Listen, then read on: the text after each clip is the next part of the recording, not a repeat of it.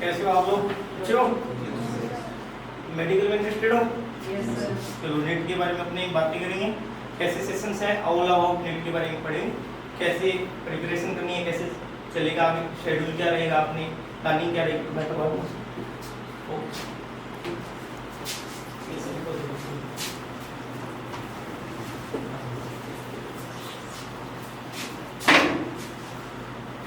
अपने देखेंगे all about net के बारे में। ठीक है, मेरा इंट्रोडक्शन दे देता हूँ। कपिल गुडानिया, अभी जयपुर में ओजस और अर्जुना आर्टिस्ट में टीच करा रहा हूँ और हमारी टीम यहाँ पे उतरेगी अगर आप इंटरेस्टेड होते हो इसके लिए, नीट के लिए। यहाँ पे कोई क्लाइमेट नहीं है, एकेडमिक हो चाहे कौन सा भी हो, उसके बारे में अपने को बातें करनी है। और यहाँ पे क्या क्लाइमेट रहता है, किस प्रकार आप चलते हो, यानी कि स्ट्रेंथ क्या रहती है, उसके बारे में अपनी बातें करेंगे। सबसे पहले देखिए नीट के लिए, ऑल अबाउट नीट के बारे में बात करूँ तो क्या चलेगा इसके अंदर। जैसे नीट के लिए आपको किस चीज़ का ध्यान रखना पड़ेगा। मेडिकल में इंटरेस्टेड हो क्या? कौन कौन से बच्चे हैं यहाँ पे? फाउंडेशन है या कौन से 10th में है कोई? 10th 11th 12th, यानी कि बैकग्राउंड देखते हैं क्या होता है नीट के बारे में।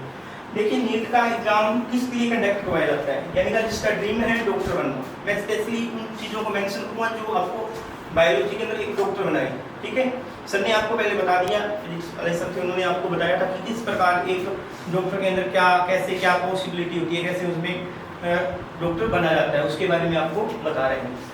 उन्होंने बताया कि मेडिकल कॉलेज होते हैं, किस प्रकार मतलब कॉलेज में एडमिशन लेते हैं, क्या प्रोसीजर होता है। उन्होंने एक कॉलेज का नाम बताया एम्स जो कॉलेज है वो हायर एजुकेशन का सबसे टॉप मोस्ट है इंडिया के अंदर। उसके बाद भी जो बहुत सारी कॉलेज होती हैं, ऑप्शन बहुत होते हैं, जैसे आयुर्वेदा डॉक्टर हो गए, BHMS हो गए, मतलब दांतों के डॉक्टर हो गए, डेंटिस्ट हो गए, जैसे उनके बारे में बात करेंगे। यानी कि ऐसी अपॉर्चुनिटी है कि आप ऐसे नहीं है कि आपको सिर्फ कार्डियोलॉजिस्ट ही बनना है। कार्डियोलॉजिस्ट मतलब हार्ट का स्पेशलिस्ट है वो बनना है। इसके अलावा भी आपके पास बहुत सारी अपॉर्चुनिटी रहती है, यानी कि आप आयुर्वेदा में जा सकते हो, यानी गवर्नमेंट सैलरी सेम की सेम रहेगी, चाहे आयुर्वेदिक डॉक्टर बने, BHMS वाले बने, होम्योपैथी वाले बने। इस प्रकार जो भी डॉक्टर हैं उनकी सैलरी गवर्नमेंट पे सेम पैकेज रखती है उनके लिए, तो अपॉर्चुनिटी बहुत ज़्यादा है। और नीट क्या है, ये नेशनल एलिजिबिलिटी टेस्ट होता है डॉक्टर के लिए, यानी डॉक्टर बनने के लिए आपको यानी कि एक क्राइटेरिया दिया जाता है कि इन बच्चों को आपको डॉक्टर बनाना है। उसके लिए पेपर कंडक्ट करवाता है। कौन कंडक्ट करवाता है? ब्रांच कौन सी इसकी? अभी इसकी ब्रांच है NDA। कौन सी अभी? NDA एक संस्था है, वो इसको पेपर को कंडक्ट करवाती है। किसको कंडक्ट करवाएगी? इस पेपर को। क्यों करवाएगी? मान लो अगर आप मेडिकल के स्टूडेंट हैं, अब मेडिकल उन स्टूडेंट को सिलेक्ट करती है, इसका उद्देश्य क्या रहा? NDA क्यों कंडक्ट करवाती है? डायरेक्ट एडमिशन क्यों नहीं देती? 12th के बाद में डायरेक्ट बना देते डॉक्टर, इतनी कमी है इसके अंदर। वो मान लो कोई पेशेंट है, हॉस्पिटल में गया, उसको क्या हुई, कोई डिजीज होगी, यानी कि वो उसको हार्ट अटैक आ गया, मान लो पैनिक अटैक आ गया। उसके बाद डॉक्टर अगर उसका माइंड शार्प ना हो मान लो, तो उसके दौरान उसको क्या देनी पड़ती है? मेडिसिन। 1 या 2 मिनट का खेल होता है या 5 मिनट लग गए, उसके ड्यूरिंग उसका क्या करना है? डायग्नोस करना पड़ता है कि पेशेंट को क्या क्या प्रॉब्लम है, क्या दिक्कत हुई। उसके दौरान उसको मेडिसिन दी जाती है, कितना सोल्यूशन बना के कितनी मेडिसिन दी जाएगी। उसके लिए क्या है, उसको सारा का सारा डाटा क्या होना चाहिए? याद होना चाहिए, माइंड में रहना चाहिए, कैलकुलेटिव होना चाहिए, यानी सारी इंफॉर्मेशन होनी चाहिए उसके अंदर। यानी कि ऐसे ह्यूमन बीइंग की आवश्यकता होती है जो इतनी सारी इंफॉर्मेशन को क्या कर ले, ग्रैब कर ले, हैंड टू हैंड बता दे। उसके ड्यूरिंग ही आपको क्या कर पाएगा? वो डायग्नोसिस कर पाएगा, यानी कि उसका क्या कर पाएगा? ट्रीटमेंट कर पाएगा। ठीक है, तो ट्रीटमेंट करने के लिए फिर अपने को ऐसे ह्यूमन बीइंग्स की क्या होती है? रिक्वायरमेंट होती है। उसको सिलेक्ट करने के लिए क्या क्या डिजाइन किया गया है? NDA एक संस्था है इंडिया की, और ये कंडक्ट करवाती है नीट वाला एग्जाम। क्या करवाती है? नीट का एग्जाम। ये कंडक्ट करवाएगी तभी तो क्या होगा कि ऐसे लोगों का एक ग्रुप बना लेगी, बहुत सारी सिलेक्ट होती है, यानी कि 8300 सीट ओवरऑल इंडिया के अंदर रहती है आयुष मेडिकल में। ठीक है, कितने बहुत सारे फॉर्म भरे जाते हैं, उसमें आपको सिलेक्शन लेना होता है। और क्या रहता है इसके अंदर, क्या क्या आते हैं, इसके बारे में बात करते हैं। नीट के अंदर क्या क्या होता है? नीट किसका एग्जाम है? पहले इसको PMT नाम से बोला जाता था, ठीक है, अभी इसको क्या नाम दे दिया? नीट दे दिया। और ऐसे ही JEE का एग्जाम होता है बीटेक वालों के लिए, यानी कि मेडिकल आपने सिलेक्ट किया उसके बाद भी ये आ गया। अब मैं आपको बताता हूँ, नीट का पता चल गया, मेडिकल की ब्रांच है और इससे ये कंडक्ट करवाती है। और कितने मार्क्स का पेपर होता है? 720 मार्क्स का पेपर होता है। आपको ये याद नहीं रखना कि वहाँ पे सीट कितनी है, मैं आपको बताऊंगा क्या क्या है, सिलेक्शन कैसे लेते हैं, क्योंकि आप जैसे बच्चे दूसरे वहाँ पे मतलब बहुत सारे सिलेक्ट होते हैं, हमारे बच्चे वहाँ पे भी हो रही हैं, आपका भी यहाँ पे होगा, क्योंकि यहाँ पे अपनी शुरुआत कर रही हैं, ठीक है। यहाँ पे फिर बोल रही हैं, यहाँ पे स्टार्टअप लेके आ रही हैं, यहाँ पे जितने भी बच्चे होते हैं उसके अंदर अगर अपने स्टार्टअप कर दिया तो अपने को कितने 650 के नंबर बहुत अच्छा इंस्टीट्यूशन मिल जाता है, कॉलेज में मिलता है 620 नंबर, अगर आपने अचीव कर लिए तो आ जाएंगे। कैसी स्ट्रीम होती है इसमें फिजिक्स के अंदर, जैसे क्या क्या होता है, कितने सब्जेक्ट लगते हैं, 3 सब्जेक्ट लगते हैं, एक तो फिजिक्स हो गया, एक केमिस्ट्री हो गया, और तीसरी कौन सी होगी, बायोलॉजी। अब जिसके अंदर आपको क्या बनना है, डॉक्टर बनना है, क्या बनना है, डॉक्टर। तो 45 क्वेश्चन तो किसके आएंगे, फिजिक्स के, 45 किसके आएंगे, केमिस्ट्री के, और 90 क्वेश्चन किसके होंगे, बायोलॉजी की। यानी कि ये दोनों मिलाकर कितना परसेंट हो गया, 50%, और इसका कितना परसेंट रेशियो हो गया,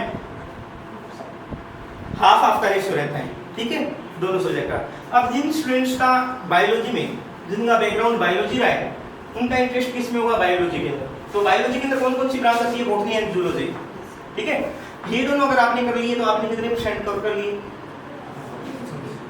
कितने कर लिए, 50% कवर कर लिए, और आपको मार्क्स कितने चाहिए, यानी कि आगे तो आपने जैसे बायोलॉजी ने किया, बायो उसके बहुत अच्छे से एनसीईआरटी आपने फॉलो किए, सीबीएसई बोर्ड से वो जो बुक्स फॉलो किए, उनका सभी का सभी क्या रहता है, इंटरेस्ट रहता है, तो वो सब्जेक्ट अपने सब्जेक्ट को होल्ड करके रखेगा। दिक्कत कहाँ पे आती है, थोड़ी फिजिक्स में आती है, थोड़ी केमिस्ट्री में आती है, क्योंकि जो बायोलॉजी का स्टूडेंट है वो इंटरेस्टेड है।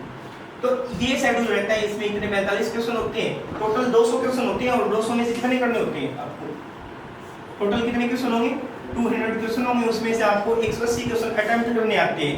3 घंटे का पेपर रहता है, कितने घंटे का पेपर रहता है, 3 घंटे का। और ये 3 घंटे आपको ईयर में कभी भी कंडक्ट करवाते हैं, मतलब एग्जाम कंडक्ट करते हैं, ये आपका करियर डिसाइड करने वाले टाइम होता है।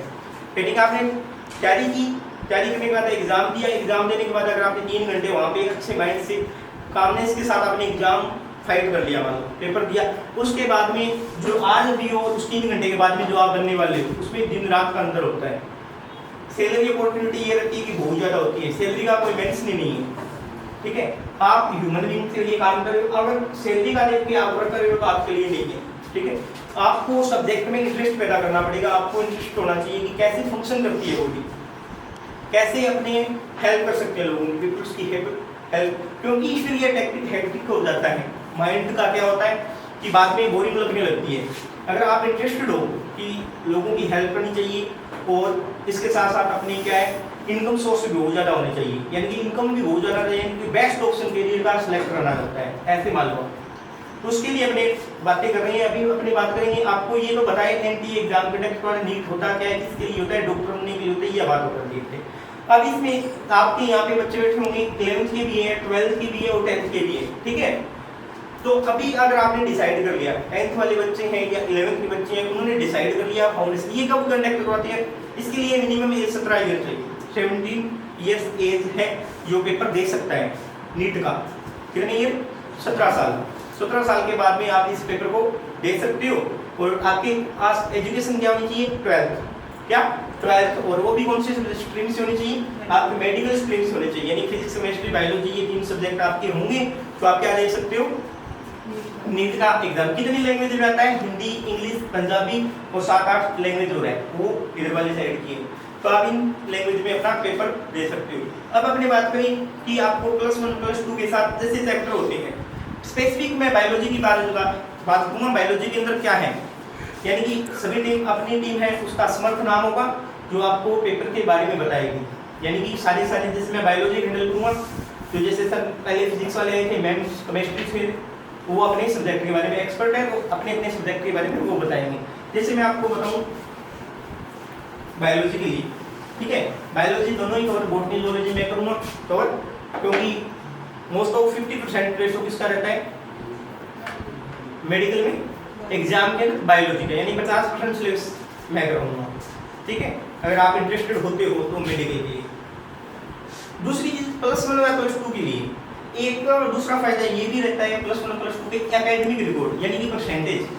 आप स्कूल जाते हो, स्कूल में सिलेबस क्या रहता है, एनसीईआरटी या सीबीएसई जो भी बोर्ड रहता है वो आपको क्या करवाती है, कंडक्ट करवाते हैं, पूरा शेड्यूल चलता है, उनका स्कूलिंग चलती है, उसके ड्यूरिंग आपका क्या एक पेपर होता है, मतलब 12th 11th का, इसके ड्यूरिंग अगर ऐसे मान लो जो 10th के हैं, 11th के हैं, 12th के, उसके ड्यूरिंग अगर आपको क्या करवा दिया जाए, क्या करवा दिए थे, यानी कि यही पेपर नीट के अकॉर्डिंग इसको डिजाइन करके सेम ही करवाना है।